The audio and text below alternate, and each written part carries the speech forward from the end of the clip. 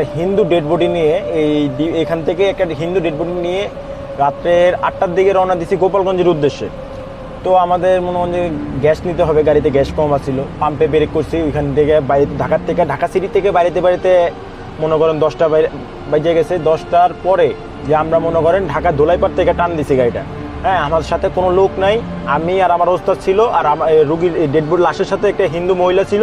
তাও উনি পিছনে ওই ডেড বডির পা ধরে মনে করেন যে কান্না করতেছিল, আর কোনো লোক নাই। ওনাদের আরও 2টা গাড়ি ছিল, 2টা গাড়ি সামনে পিছনে ছিল, আর আমি আর আমার ওস্তাদ আর একটা লোক ওই পিছনে ছিল।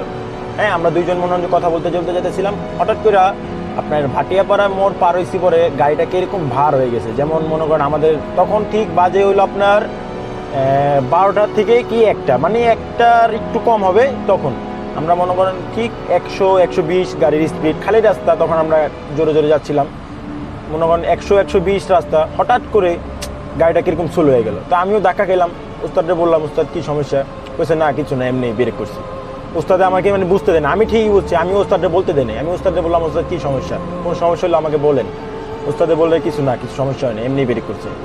পরে মনে হয় আবার কিছু দূর গেলাম, নীরব এরিয়া, মানে দোনো পাশের মধ্যে গাছ গাছালি, কোনো বাড়ি ঘর দুয়ার, আশেপাশে 2-4-5 কিলো তো কোনো বাড়ি ঘর দুয়ার নাই। ওইখানে আমরা যেতেছি, ভাটিয়াপাড়া পার হয়ে একটা গোড়াপাড়া একটা স্ট্যান্ড আছে। এই স্ট্যান্ডটা পার হওয়ার পরে হঠাৎ করে গাড়ি বামের থেকে ডাইনে গেছে। মানে ওইখান থেকে একটা বাস আসতেছিল, ওই বাসের মুখোমুখি হয়ে গেছে। আমার বাম সাইডে কিন্তু ফুল কিলে, আমার স্টার্টিং দেখলাম ওস্তাদ একাতে ধরে রাখছে আর এমনি হ্যান্ডেল ধরে রাখছে, মনে দাপ করে ডাইনে গেছে গাড়িটা। আমি বললাম, ওস্তাদ কি সমস্যা? কয় না, আমার একটু ঘুমে চাপ দিচ্ছে। তাও তখন আমার ওস্তাদ বুঝতে দেয়নি। হ্যাঁ, এই হলো ঘটনা, আমাকে বুঝতে দেননি। পরে ওস্তাদ বললো, ঠিক আছে তুমি চুপ থাকো, তুমি সূরা পড়তে থাকো। তখন আমি মনে মনে সূরা পড়তে থাকি। যেহেতু ওনারা হিন্দু লোক, তাও গাড়ির ভিতরে এমন যে আমাদের ওয়াচ সিস্টেম আছে, আমরা এগুলো কিছু ছাড়ি নেই, কারণ হিন্দু লোক দেখে আমরা নিজেদের মধ্যে পড়তেছিলাম। এর মধ্যে গন্তব্যস্থানে পৌঁছাই রাতে 3টার দিকে। তাও মনে করেন আমাদেরকে ওনারা একা থুয়ে গাড়িতে বললে, আপনারা অপেক্ষা করেন আধা ঘন্টা, আমরা আসতেছি। হিন্দু পাড়ার ভিতরে ঢুকছি, ওইখানেও মনে হয় কোনো বাড়ি ঘর দুয়ার নাই।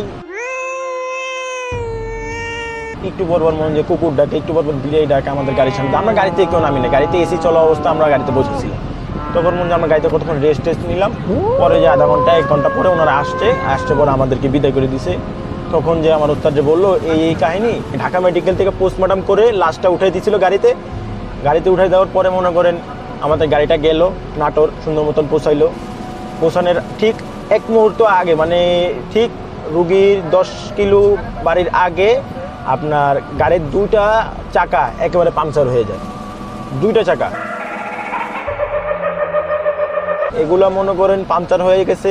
এখন মনে করেন পাংচার হয়ে গেছে, এখন কি করতে হবে? ড্রাইভার তো একলা, উনি একটু ভয় পাইতেছে, কারণ ওনার সাথে কেউ নাই, উনি একলা। 2টা চাকা, একটা চাকা না, গাড়ির ভিতরে একটা 4টা চাকা তো চলে, 4টা চাকার সাথে আমাদের গাড়িতে এক্সপায়ার একটা চাকা থাকে। এই চাকাটা লাগাইলো। এখন মনে করেন আশেপাশে কোনো গাড়ি ঘুরেও পাইতেছে না, ঠিক রাইতে 3টার ঘটনা।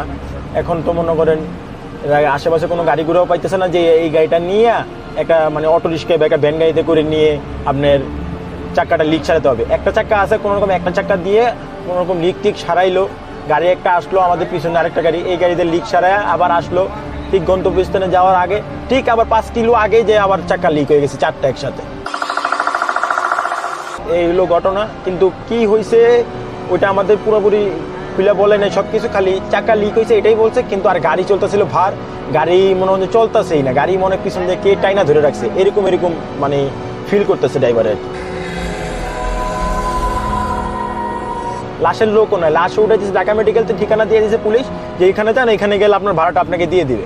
তো ড্রাইভারের মন যে একলা চলে গেছে, মনে করেন গন্তব্যস্থানে যেতে এরকম ফেস হয়েছে। আমাদের সাথে পিছনে আরেকটা গাড়ি ছিল, বেদায় মনে করেন ওইখান থেকে চলে আসতে পারছে।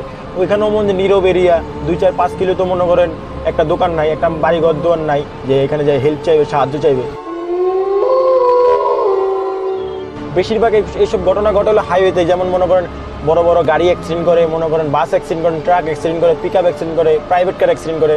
আমাদেরও তো মনে যে অ্যাক্সিডেন্ট হয়, আমাদেরও তো মনে অসতর্কতার মাধ্যমে অ্যাক্সিডেন্ট হয়, যে কোনো কারণবশত হয়, হয়তো ড্রাইভারের চোখে ঘুম আসা পড়ে বা কিছু একটা আসে বিষয়।